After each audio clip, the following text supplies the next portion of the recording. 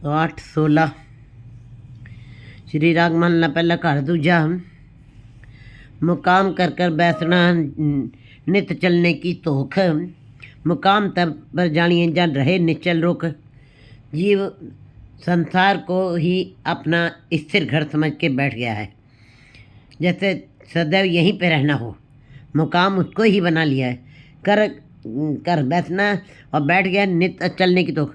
जबकि मौत जो है रोज़ रोज़ मौत तो आनी ही है, जबकि मौत ज़रूर आएगी, वो सदैव ही बनी रहती।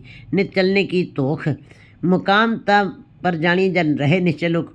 अगर जो संसार स्थिर होता, निश्चल होता, स्थायी होता, तब तो जीव इस संसार को मुकाम बना सकता था, अपना स्थायी घर बना सकता था।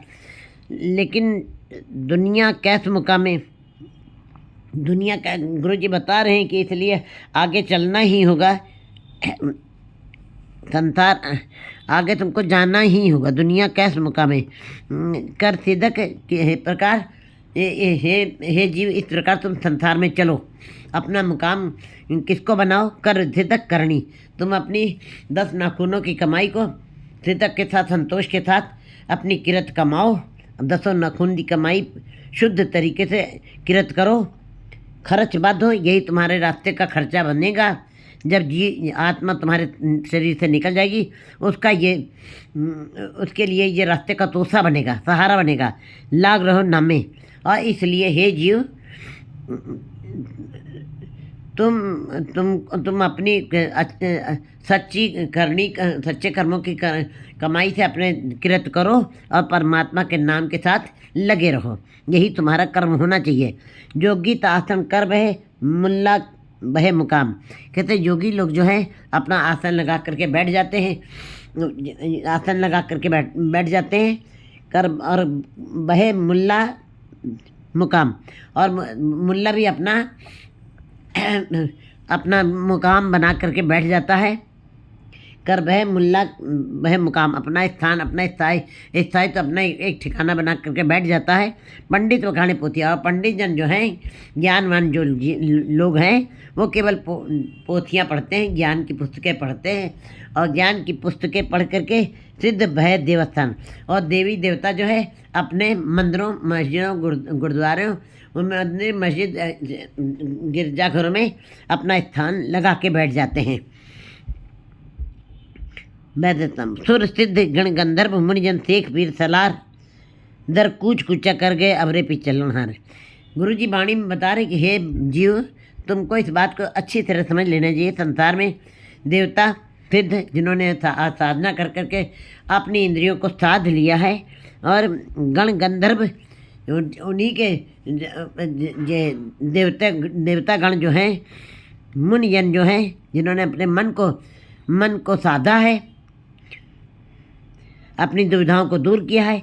शेख पीर सलार, जितने भी ऐसे पीर पैगंबर और महान पुरुष जो पैदा हुए, दर कूचा कर गए, वे भी अपना समय आने के ऊपर इस संसार से कूच उनको करना पड़ा, उनको भी जाना पड़ा। अबरे पी चलनहार, और ऐसे ही जो और भी हैं, उनको भी संसार से जाना ही पड़ेगा। सुल्तान खान मलूक उमरे गए कर कुछ, बड़े बड़े राजे महाराजे संसार में आए, सिकंदर जैसे और हिटलर जैसे, उनको भी कूच करके जाना ही पड़ा। दर कूच कुचा कर गए, इस संसार रूपी घर को छोड़ के उनको जाना ही पड़ा। कर गए अमरे पी चल, मलूक उमरे कर गए कूच, घड़ी मुहत की चलना, दिल समझ तू भी पहुँचे मेरे प्यारे मन। तू भी इस बात को समझना कि ये घड़ी मुहूर्त कोई पता नहीं कि किस घड़ी या किस पल में तुमको भी कूच करना पड़ेगा, संसार से जाना ही पड़ेगा। दिल समझ भी तू पूछ, हे मेरे प्यारे मन, तू इस बात को भी तुम भी समझ, तुम भी इस बात को अब बोध तुमको होना चाहिए। समझ जा घड़ी मुहूर्त की चलना, दिल समझ तू भी पहुँच, तू भी उसी मृत्यु के कराल में जा रहा है, जाना पड़ेगा तुमको भी। सरदा मान बखानिए बिरला तब बूझे कोई, लेकिन इस बात की समझ कि घड़ी मुहूर्त की चलना, दिल समझ भी तू कोई पहुँच, तुमको भी जाना है। और ये घड़ी मुहूर्त के अंदर जब राजे महाराजा है पीर पैगंबर औलिया चले गए, तुमको भी जाना है। इस बात की समझ हर एक को जीव को नहीं होगी। गुरु जी बता रहे हैं, कह रहे हैं कि तबदा माहे वखाणिए बिरला तजण कोई, जो गुरु के शब्द के साथ जुड़ करके उसके शब्द की कमाई करेगा, गुरमत के अनुसार अपने जीवन मार्ग पर उन बातों का अनुसरण भी करेगा, अपने जीवन में अपने जीवन शैली बनाएगा गुरु के शब्द की तरीके से, अपने को तपाने और शोध जपने और जप करना और तप करना, दोनों का ही प्रभावित शरीर के ऊपर, जिसके ऊपर पड़ जाता है। जप और तप दोनों चीज़ें जब एक साथ आ जाती हैं तब जीव को इस बात की समझ आ जाती है। गुरु के शब्द के साथ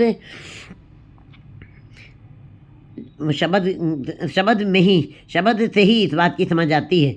वखाणी वही व्याख्यान कर सकते हैं, वही इसकी सही तरीके से ढंग से कथन कर सकते हैं। विरला तब बूझे कोई, बाकी विरला ही जीव कोई होगा जो इस बात को समझ रखेगा और उसका व्याख्यान करेगा और सही ढंग से शब्द की ही कमाई करके वो सारी इन सब बातों की का सही ढंग से कथन करेगा कि हाँ, जीव को सच में ही संसार से जाना पड़ेगा, नहीं तो जीव दुविधा में जीता, संसार को स्थायी घर मान के बैठ जाता है। और जबकि नित्य जीव चले जा रहे हैं, फिर भी इस जीवी ने संसार को ही अपना स्थायी घर मान लिया है। ये इसकी अज्ञानता है।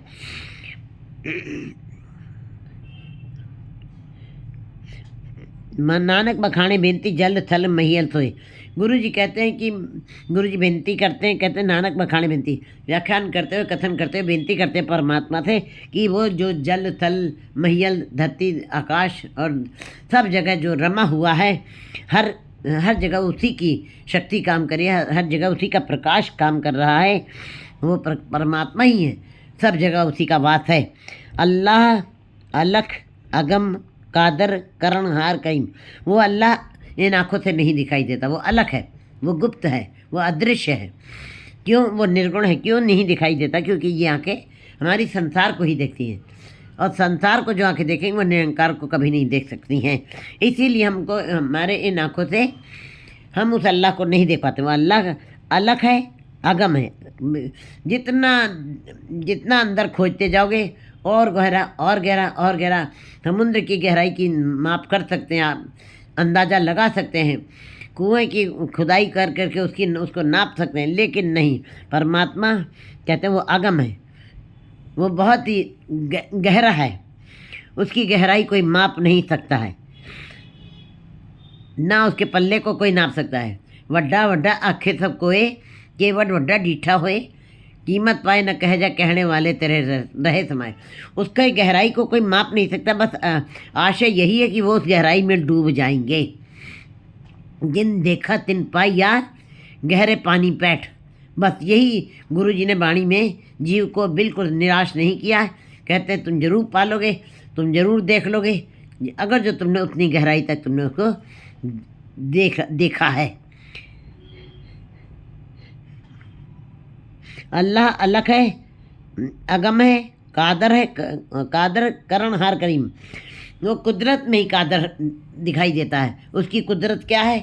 ये तारे, चंद्रमा, आकाश, जल, थल, नभ, पहाड़, धरती, फल फूल, वनस्पति, जीव जंतु, और एक जीव दूसरे जीव जैसा नहीं है, एक कीड़ा दूसरे कीड़ा जैसा नहीं है।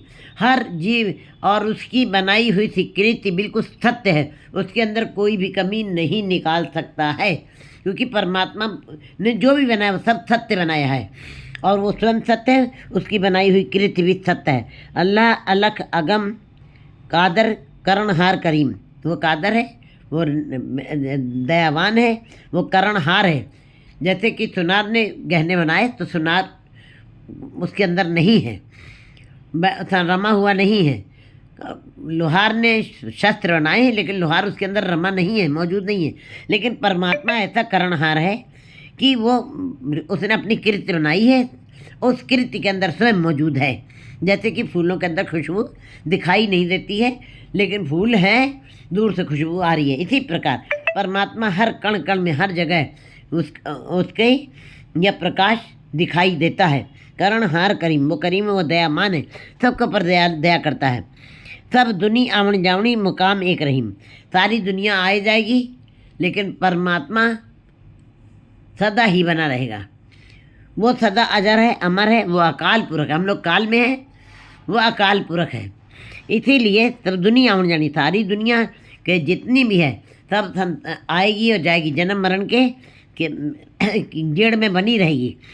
और मुकाम एक रहीम, लेकिन परमात्मा निश्चल है, स्थिर है। उसका मुकाम कभी भी बदलता नहीं है, उसका स्थान कभी बदलता नहीं है। वो निश्चल है। वो जिस जहाँ पे बैठा है वो उसका स्थान कोई डुलाई नहीं कर सकता, कोई ले नहीं सकता।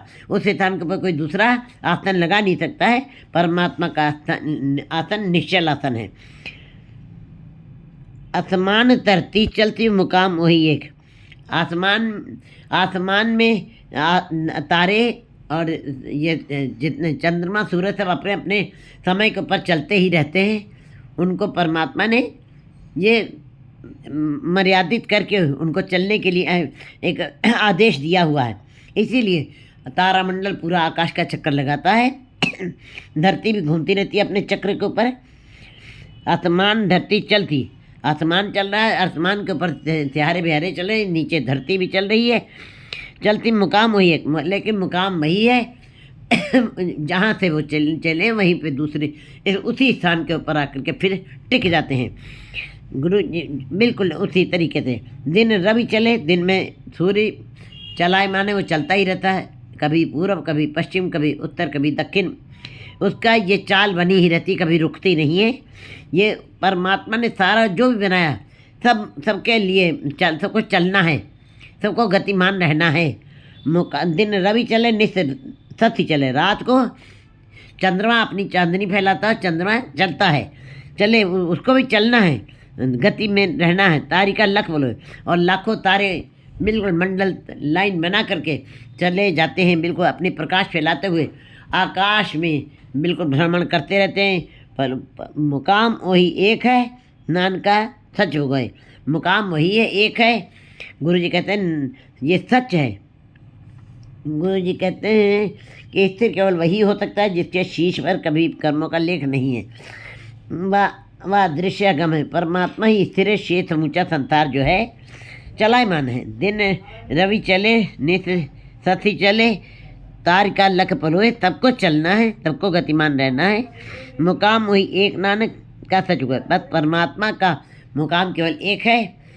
गुरु जी ये अपने मुँह से बता रहे हैं। पहले 17 अष्टपदियाँ, इसलिए गुरु जी बता रहे हैं कि ये सब धरती आकाश नष्ट हो जाएंगे, लेकिन परमात्मा सदा स्थिर रहेगा। क्योंकि स्थिर रहेगा। दिन में चमकने वाले तारों का भी जो ठिकाना है वो एक है, लेकिन एक नहीं है। उनको अपना स्थान बदलने पड़ते हैं, लेकिन परमात्मा सदा ही रहने वाला है। क्योंकि ये सारा संसार नाशवान है और परमात्मा सदा ही रहने वाला। केवल वह प्रभु ही स्थिर है और निश्चल है। इसीलिए उसका आसन भी निश्चल है।